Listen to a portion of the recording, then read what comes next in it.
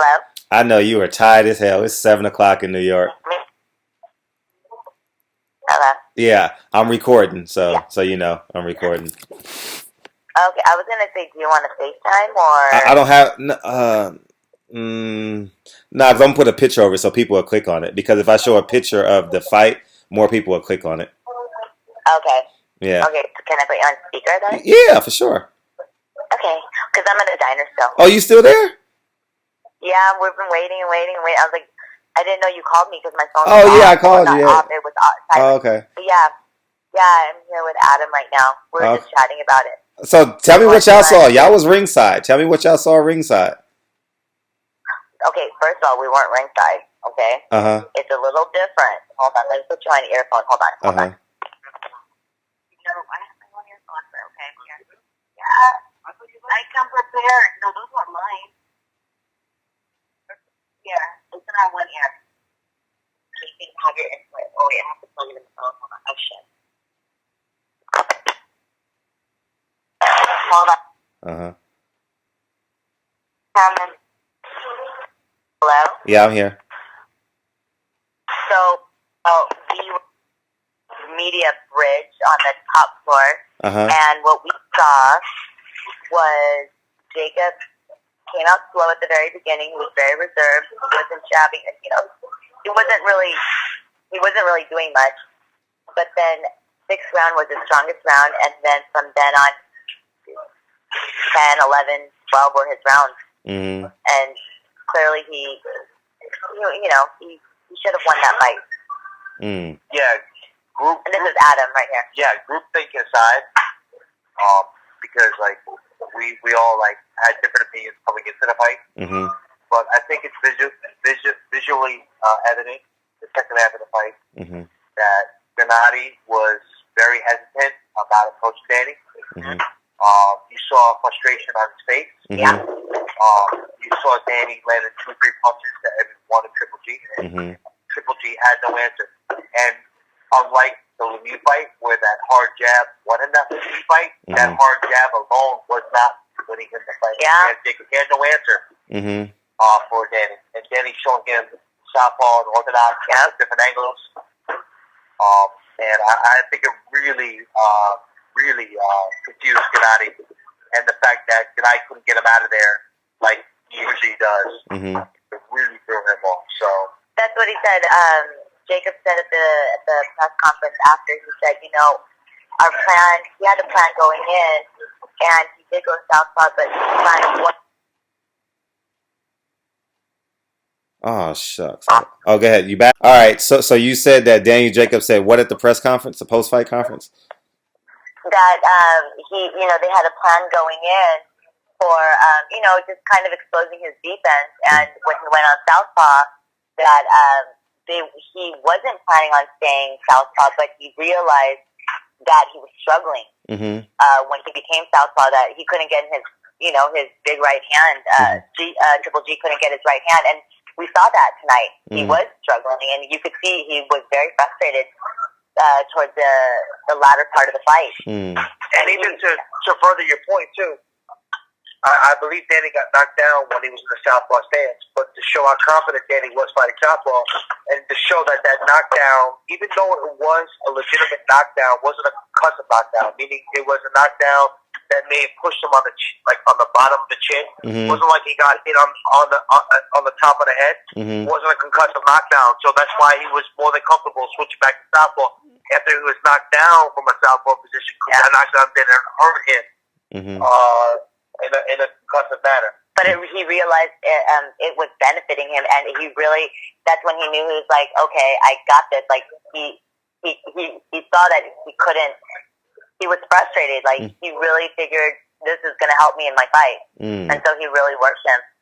And you saw him getting stronger and stronger throughout the rounds. Like, you really saw it and I kept saying, he's just getting bigger. I mean, just, his confidence was just growing, and he knew it. We all knew it. And it was kind of quiet. Usually everyone's cheering Triple G something, but like Brooklyn really showed up, and when Triple G was getting hurt, it was kind of like this weird, eerie, like dead. It was like silence. Really? And then it was weird. It was really, really weird. And you have to understand, like, we're coming off the Chocolatito fight, which, you know, that's a whole other story. That was like such an electrifying fight, but it was like, you see this fight and you're like, oh, and you know, and I even said this is like the night of robberies or like night of upsets. Like, Jesus, like, you know, it's like we were all doing our own scorecards, and you know, if Jacobs was keeping up the way he was, we knew he was going to win that fight. But hands down, he really did win that fight. And you know me, I'm a Triple G fan, but I was like, Jacobs won that fight. Wow. And a lot of people were very indifferent. A lot of people had Jacobs, and a lot of people had Triple G, but you know, to each their own. So, and you know what? To take Cynthia's point even a little bit farther, I think there is no question, you know, at all that to some degree, no matter how much of a fan you are, that Triple G was exposed to some degree. Whether it was majorly exposed or minorly exposed, he certainly was exposed. And just like Cynthia was saying before, the second half of the fight, especially the last 3-4 rounds, all you were hearing in New York City, Danny Jacobs, Brooklyn fans. The crowd was electric for Triple G before the fight, during the intros, but the last 3-4 rounds, you didn't hear a peep out of them. The reason why? Because they were nervous, because they knew that the man was losing, and Danny was putting it on him. Again, you know, we were in the press room after. We were able to get a poll from maybe 5 or 10 different writers. You know, Dan Raphael had it for 115, 112, Jacobs. Oh, no, excuse me, Triple G. Triple G, but I think every other writer, Mike Coppinger, Wallace Matthews, George Willis, Tim Smith, all had it for Danny. So we got to see objectively what the cumulative scorecards are going to be. But, I mean, again, I think Danny won his rounds clearly. Triple G, the rounds that he won, they may have been a lot more ambiguous. I mean, at least a draw. At least, I mean, it was a unanimous vote. I mean, you saw the scorecards. Well, shoot, I just took a picture of it. But it was like, hold on, let's see if I can even pull it up. But 114, 113, 115, 112. It was like, it was way too wide. It was too wide. And I'm like, wow, 114, 113, 115, 112, 115, 112. Like, that 115, 112 I think it's a little too wide. Yeah, that's ridiculous. You know, and when we were actually leaving to go downstairs to go interview, and when we heard, like, we were just in shock. I mean, it was as shocking. Yeah. It was as shocking when we heard Chocolatito lost. Like, I mean, it was jaw dropping. I was like, no, like, this is no. And that fight was just insane. You know, that was a fight. I bet that was a great fight to watch live. Oh my God! I mean, from the very freaking beginning, it was just bombs on bombs on bombs. Like, I mean, you know, no one knew about Room Desai, and we knew he was a tough guy, and you know, Cuadras commented, he's like, he's a tough fighter, and he has some hard punches, and sure enough, we saw it, and you know, who was it? I forgot who said, the commentator was like, he was like a young Pacquiao, and it's true, he would smile, and it was just, they were such courteous fighters that they would hug when they would headbutt, and, you know, any other fighters, they wouldn't do it, but it was just, I couldn't even believe how hard those punches were, and they just kept going and going for 12 freaking rounds. 12 rounds. 12 rounds. I mean, you saw it, and I was just like, I couldn't even, I could not pay attention to anything else but the fight, because if you miss it, you would miss a 2-punch or a 3-punch combo, or just, it was, wow, it was such a good fight, and people were just, every round, people were standing up. They were exhausted. You were exhausted after that fight, but then the main event was even better. Well, you know what, Cynthia and Fred, do you guys think that this was worth $65 or $70 in the pay-per-view? This is one of the events that was worth it, or you think maybe it was just like maybe break even or slightly below? Because, like I said, PBC is delivering us high quality fights, and they ain't charging us at all. That's what I said. We're fans first. We're fans first. Yeah, I'm a fan first. You know that, Cynthia. We did this video two weeks ago at the Triple G presser. I'm a fan first, man. And if I'm getting Keith Thurman and Danny Garcia for free, If I'm getting Deontay Wilder versus a top 15 opponent, top 10 opponent for free, you think I'm gonna pay 60 for it? I streamed it. You know, and you know, the pay-per-view model is dead. If it's not a mega fight, I mean, like to the point of where you know you're gonna get 900,000, 1.1 million, it doesn't make sense because because people know. Oh, the fight's over? Oh, let me go to YouTube real quick. I'll wait 45 minutes. I'll watch it on YouTube in 45 minutes. I'm cool. I'll wait. You know, or I'll stream it. Well, I get it. You know, I get it when you do get pay-per-view. You know, fighters have to get paid. Mm-hmm. I get that. I totally understand it. But, you know, I mean, everyone's streaming.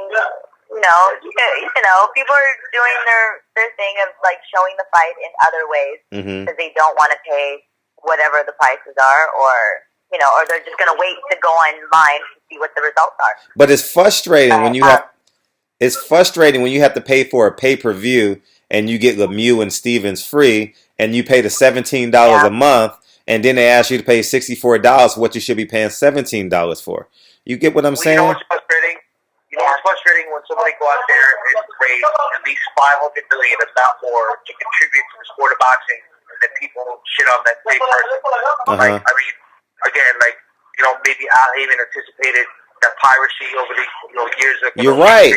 Maybe. He went out there and did things that no other promoter or manager would do. Would take that risk, take that responsibility, and raise that money himself privately to invest in the sport that we love. And people out there going to hate that man for no reason, just for raising all that money for a sport that we love. You know what? It looks like PBC's turning things around this year. And, you know, hopefully, like I said, I mean, I love Golovkin and Jacobs. But hopefully, maybe in a year, 3 years from now, we won't have to pay $65, $70 for a Yeah, because that's a lot of money. On CBS, NBC, ABC, let it get the $5, $6, $7 million, $5, $6, $7 million views, get the sponsorship money in, and work it that way. I agree. I couldn't. You know, all these fights like that. And getting back to Triple G and Jacobs, I was thinking about this fight, and you know what I thought? If you make this one long fight, one long movie, Daniel Jacobs won 26 to 28 minutes of this 36-minute movie. Or somewhere in there, some 20-something number, he won. Because I mean, he knows it. You know, in the press conference, he even said, of course, he was sad and upset, but he was like, "Come on, you know, not even a draw." Like, and that's when he knew. A majority of the people in the room knew he won, and that was the sad part. Like, he had to walk into that press conference as a loser when majority of us knew he won, and that was the hard part. And but the one thing that I was telling Adam, I go, what he said, he was like, he still has such mad respect for Triple G, and he was like, as a boxer, compared to a lot of the other fighters that he faced that had given him zero respect in the ring, Triple G gave it to him, and he's like, the only thing I could do was to give it back to him, and I was like, you know what, that's like. Them two are such classy fighters from the very, very beginning of this entire fight. It was not one bad thing has ever been said, and I'm like, God, to see one of them lose, it's going to happen. But geez, like, what's really disappointing to take away was, a lot of people out there, myself and others included, were asking about a possible rematch. Yeah, doesn't look like it's in the plan for either one of them anytime soon, which is a damn shame. Because, again, I mean, I don't think BJ Saunders is a terrible fighter, but, again, I don't think he stands a shot against Triple G. And Triple G wants that fight 100%. 100%, he said. He wants Canelo? No, Saunders. Oh, yeah. He wants to unify. No.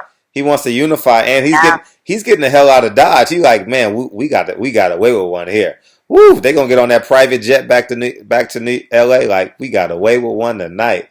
Woo wee! Drinks is on me when we land in Santa Monica at that private, or LAX, wherever they land in that private jet at. You know what I mean? It's just. But The Van Nuys. Yeah, or Van Nuys, yeah. But Van Nuys Airport, where all the private land. now, let me tell you this: Does he lose? Does he lose value in the Canelo negotiations, or does he? Or I think yes, because I know Canelo, and then we're sitting there watching, and yes. Ow, sorry, I just burnt myself. Well, that's also dependent on how Canelo looks against Chavez, right? Mm-hmm. So that's the second part of the equation, right? Mm-hmm. Two-part equation. Yeah. And so, but I mean, they just said, well, the negotiations will still plan, but they have to see how Canelo does. So, as of right now, was it? Who said it? That I can't remember. I heard it. Shoot. They just said we just have to wait till Canelo, and then let's focus on Saunders first. And so, but they go, we have to wait for that fight to happen, and then we'll go forward. Well, they bet Triple G's running out of sand in his hourglass. Everyone saw it tonight. He's running out of sand. It's I don't know how. He got exposed, and that's what it was. Mm-hmm. That's just what it was. Mm-hmm. It's kind of like Pacquiao when he was on that high, and then when he got knocked the fuck out, knocked out. Knockout of the decade. Mm-hmm. Well, we were having this discussion, a bunch of us. We were like, well, was it that Triple G was exposed, or was it that Danny Jacobs is actually really that good of a fighter? Mm-hmm. And that's actually a really good question to ask yourself, because maybe Danny's at that level, right? Uh-huh. I mean, other than that little, that flash knockdown, he was in total control tonight. Uh-huh. You seen him That's what the whole point. Maybe Danny Jacobs is a much better fighter than we give him credit for. Yeah. And you know what I told? Go ahead. Tonight. Yeah, you know what I told? I interviewed Daniel when they had their press day here in LA. And I said, Daniel, you know why I believe you're going to win this fight? Because you understand the process. Cancer has allowed you to understand process. You just want to win. You know you can't go from day 1 to day 30. You know what I mean? You know you have to go in round 1. You have to win round 2. Don't see it as a big fight. See it as every fight is 12 3-minute fights. We need to win 9, 12 3-minute fights. You know what I mean? And he did that tonight. I thought he did it. You know what I mean? Very smart. That's what he did. He was a smart boxer. He was a much smarter boxer, and he felt out Triple G. And when in the press conference, they were like, "Were his punches that hard?" And he was like, "No, you media made it sound like he was a boogeyman." And he's like, "No, it wasn't hard." and we all laugh because it's true. I mean, none of us have ever felt his punches, but you hear it. But he really he was able to take it, and I think you got to give Jacobs a lot more credit. And the reason being is because what we saw for Triple G tonight, it wasn't that he didn't if he fought the same way he did tonight against most of the middleweights out there, he'd wreck them. Mm-hmm. But Danny showed a lot of wrinkles in his game. Showed great distance. Yeah, his distance. Ring presence, ring generalship, southpaw, orthodox, good power, ring intelligence. Everything was there. Like I said, when you watch the replay, especially around probably 8 through 12, you can see in Triple G's face the frustration and the distance and how hesitant he was coming in. Triple G, we're used to coming in with his opponents with reckless abandonment. Mm-hmm. We didn't see that tonight. I think that's something that we all noticed. Was Triple G ever truly hurt in the fight that you saw? I'm sorry, say that again? Was Triple G ever hurt in the fight that you saw? I think he got, from what I remember, I think maybe, was it a body punch? Danny said he was, he heard Triple G. Oh, yeah, he moaned. He moaned, he was like, I heard him moan, and that's when I knew I heard him. But I don't remember what round it was. It was in the 8th or 9th round. 8th or 9th round. Maybe somewhere. Well, what's weird, because some people said Triple G won 8th round. I'm like, no, clearly I remember Jacobs won, because I was writing notes like who won, and I remember when we saw it was like 6th round, Jacobs won, 7th round, Triple G, 8th round, Jacobs. People were giving it to Triple G. I'm like, that's I don't It's know. not hard. It was so It's not weird. hard to tell when Triple G's hurt because he smiles. And he, Yeah, you're right. Yeah. Give it away, bro. And that's like a number one rule for like a fighter not to do. You're like giving poker it away. face. You gotta get the poker face. You're right. You're right. You're I right. mean, and you know what? They were great fighters tonight, and it just happened to be Jacobs was the better fighter, but you know the judges saw it. They just saw a different fight. You know, tonight was the judges had just different eyes as opposed to all the other people from whatever angle we were watching it. Yeah. But you know, the point that we were bringing up before is like Jacobs won his rounds clearly. Yeah. While It was Triple clean. G It was very won clean. his rounds perhaps ambiguous. Yeah. And we think that Danny won his rounds more rounds clean than Triple G won his ambiguous rounds. I mean, if you think about it, how many clear rounds did Triple G win? Maybe 3. You're right. Including the knockdown round, maybe 4, but we know Danny won at least 5 to 6 clear rounds. Okay. And then if you're going to give him 1 or 2 ambiguous rounds, I mean, whatever. Gotcha. Yeah. Hey, you know what else I noticed too? Tell me if you guys picked up on this too. It was in the game plan to finish every round beyond the bell. Did you pick up on that? Again, I'm sorry, Fred. It was in the game plan for Daniel Jacobs to finish every round beyond the bell. Did you notice that?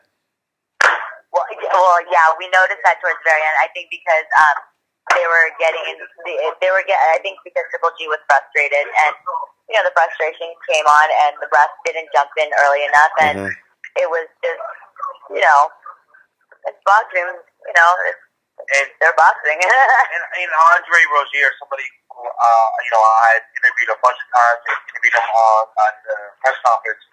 He said that he wanted Danny to throw 100 punches around. Of course, he didn't throw 100 punches around this fight. I mean, the video's out there, but perhaps more realistically, he told Danny, you know, last 10 or 20 seconds, let your hands fly. Yeah, he wasn't letting his hands fly at the very beginning. He was very reserved. That's when Triple G was, you know, getting his jabs in, and he was just like really protecting himself. But he wasn't even protecting himself because Triple G was getting his jabs in, and you could see his head bob, and that's why we're like, just let it go, just let it go and see where it takes you. And when he did, that's when the fight started. Like it really truly started, and we're like, okay, now we're watching some boxing here. Gotcha. So and you know. I mean, if you watch the body language of the two fighters, like from the second half of the fight, you would have no. I mean, watching it from our perspective, you would have no hesitation that he had won. Yeah, you guys got to get home and listen to the commentary, though. The commentary is going to have you in stitches. I wish we did, because they cut off our feed, so we couldn't hear it. We heard all the commentary for all the other fights, and I really wanted to hear what they were saying. Oh, like, you gonna enjoy that thoroughly.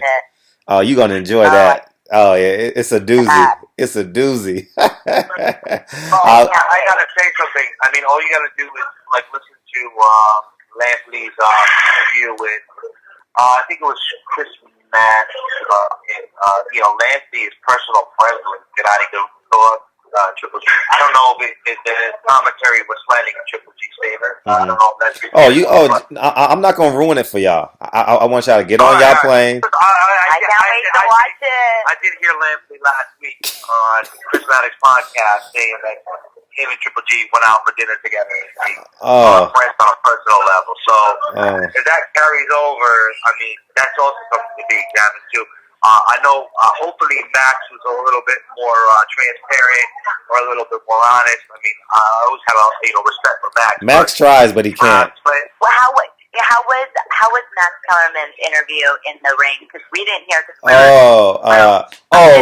Y'all didn't hear the interview. You go, dude.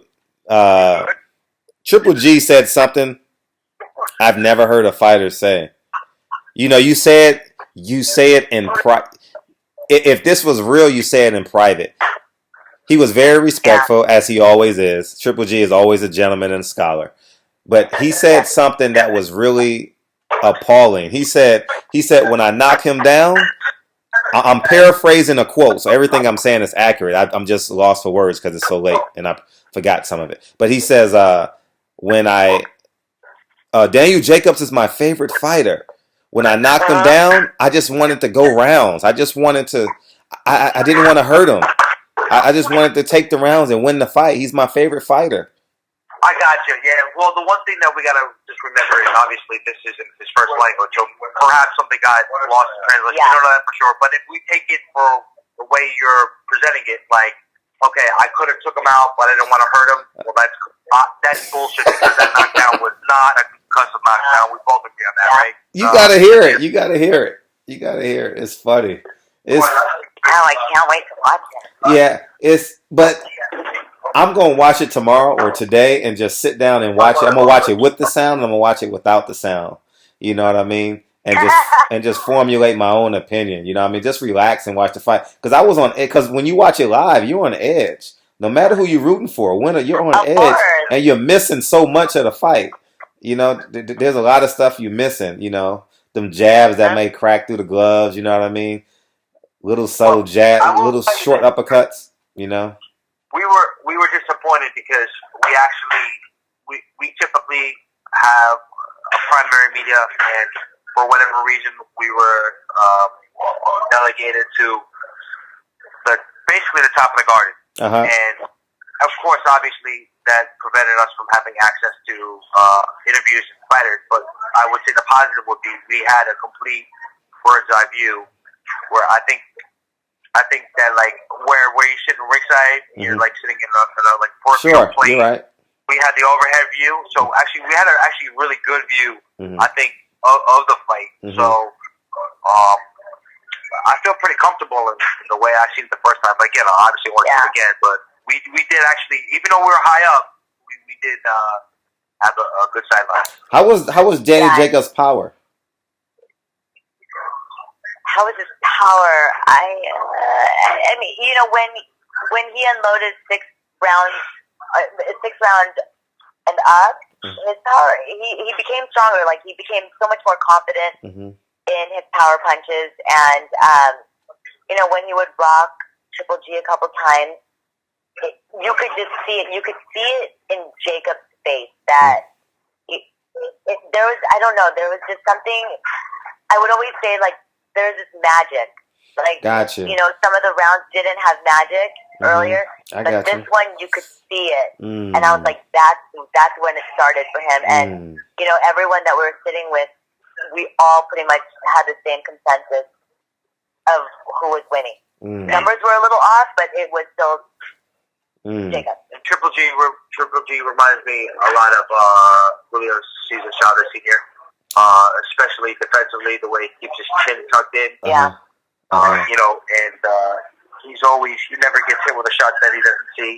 So we got to give Triple G credit because he could have been taking hellacious shots, but because he's got such a good chin, just he's got good balance, he's got strong legs, that he could be taking shots that could hurt or knock average or other fighters down around. We ain't gonna notice it as much, but what you can do on the second half of the fight is notice Jacobs for sure backing up Triple G. What round did? Go ahead. I'm sorry. Go ahead. Go ahead, Adam.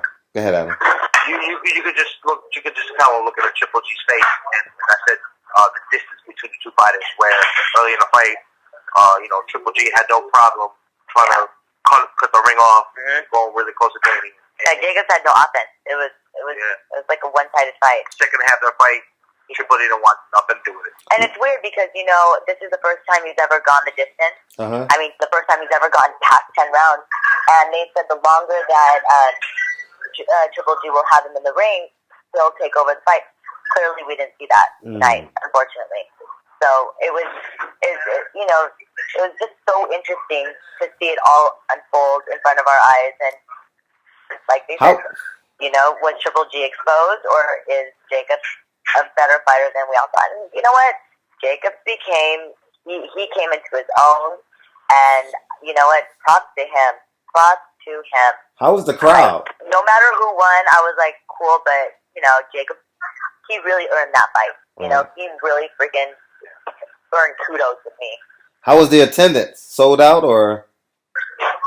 Tom announced it was a sellout at the press conference. 19. We didn't break 20,000. It was like 19,930. Really? That's yeah. 18 and 19 or something like that.